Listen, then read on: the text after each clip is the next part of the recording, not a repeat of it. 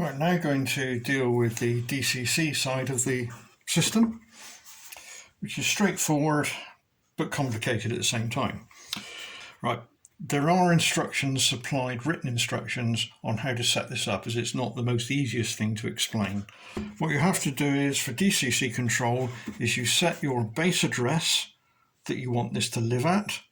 It will then live at that base address plus the following 9 locations. That's a total of 10 locations. Right, the way the addressing works is we have 6 switches, of which on is towards the DCC data lamp and off is away, and they can be pushed sideways using a biro or a very small screwdriver. And they work in a binary function.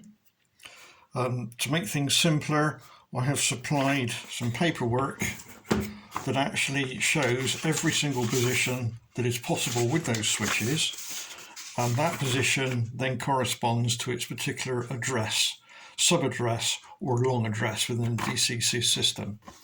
So for example, if you wanted it to live at address 56, sub-address 0, which is the equivalent of a long address 224, then you would put switches 1, 2 and 3 on and 4, 5 and 6 off. This now means that it will live at 56, 0, 56, 1, 56, 2, 56, 3, and then it will go 57, 0, 57, 1, 57, 2, 57, 3, and then it will go 58, 0, 58, 1. So that's your 10 addresses. Or if you were using the long address, it would go from 224 up to 233, which is 10 addresses. There is an example in the paperwork. There's a full description of how it works, and there are 2 examples that show a switch setting, the address and the sub-address is how it works. And there are 2 settings there for you to play with. Now it's also important to remember or to understand how this unit responds to commands from the DCC system. Once you've set up an address, let's say it's, let's pick another random one. Let's say it's 64 with a sub-address of 0. So we'll stay with that system. Therefore, if you send an on command to address 64 sub-address 0, that will actually control position 1 of the turntable. If you were to send 64 sub-address 1, that will control position 2 of the turntable, and so on up to position 10 of the turntable. And if you're using the long address, you just add 1 number at a time. So the way the example works, or the way the system works is, let's say we wanted to move the turntable to position 2. Now position 2 is going to be 64 address 1. So to address 64 address 1, we send a high or a turn on if you're addressing it as a lamp. At which point the DCC lamp will light. That would indicate it has received its command. You then have to remove that signal from that address, at which point the light will then go out and the turntable will move to the requested position. So what you have to do is to set your DCC controller up to the addresses you're going to use, and you have to put it in as though it is a coloured light signal, for example, or an on-off switch, or turning lights on and off inside a building. So what would happen is that you would send the command to turn, for example, the light on in the building, but in this case, select the particular position you're going to go to.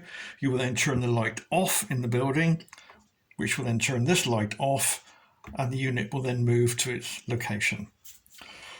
Not the easiest things to explain, but if you're already using DCC, then you should have a good grasp of what the situation is and how it all works.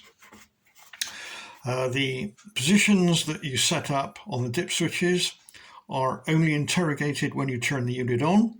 So once you turn it on, it looks to see what they are and then doesn't look again. Also, please remember that when you turn on, if you're using DCC, then you must select a DCC position before you turn on again, because again, it only looks at that position. Now, when you're in the DCC position, this knob here will have no control whatsoever, but your position LEDs here will light to tell you where it's going to and what it's being told to do by the DCC system. So that I will now demonstrate. Right, now I'm going to demonstrate the DCC control. It's going to be a bit jittery, so I'm going to have to keep moving the camera around to show you what's happening. So we have the switches set to all 0, so we're running it address base 8, subdress obviously 0, 1, 2, 3, and then it would be 9, 0, 1, 2, 3, and then 10, 0, 1 for the 10 positions. So I've turned on the turntable, and as you can see, we're at position 1. Now I'm using a computer simulation of a DCC control unit, which is shown here on the screen. And you can see at the moment I'm at basic address 8, subaddress 0 at the moment. With the subaddress goes from 0 to 3 with 8, 8, 0, 8, 1, 8, 2, 8, 3. Then it will go 9, 0, 9, 1, 9, 2, 9, 3, and then 10, 0, 10, 1 for the 10 positions on the turntable. So at the moment I've turned on, and we have no DCC lamp lit, address base 8, turntable is in position 1. So I'm now going to ask the turntable to go position 2. Now position 2 is 8, 1. So what I'll do is I'll select on. When I do, we'll come down and see the DCC lamp is lit. So as I can't do it in the view at the same time, I'll go on. If we come down, DCC lamp is lit, which indicates it's received the command but hasn't going to do anything yet. The unit is now waiting for that command to be turned off. When it's turned off, the lamp will go out and the turntable will move to its new position. So I'll try and follow that. So that's, I now send the command off, DCC off, turntable is moving and is gone to position 2. So if we now wanted to come back, we now come back to, there we are, I've updated it 8, 0. I'll send the command. You'll see the DCC lamp is on again, but we have no movement. I'll now turn it off.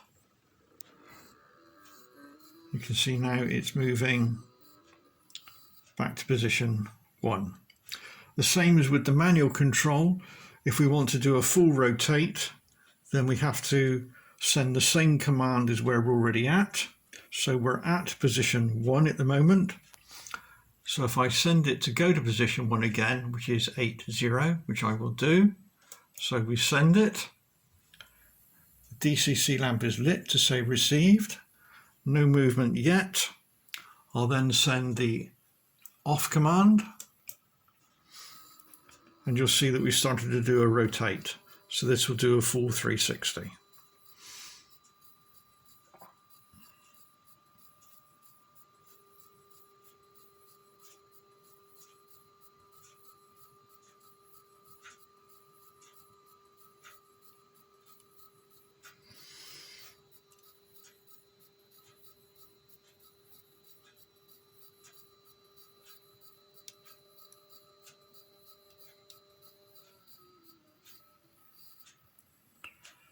And similar to the manual unit, it will always take the shortest route. So if I now ask it to go to position 2, so position 2, we'll change the software up there. So that's 8, 1. So I won't show the screen this time so you can see actually what happens. What I'll do is I'll go on, then I'll go off, and then you'll see the turntable move. So I'm going to send an on command, and you can see that the indicator is moved to position number 2. Turntable hasn't moved yet. I'll now send the off command So it's now going to do it, and you can now see it's moving to position 2. So that's your DCC control.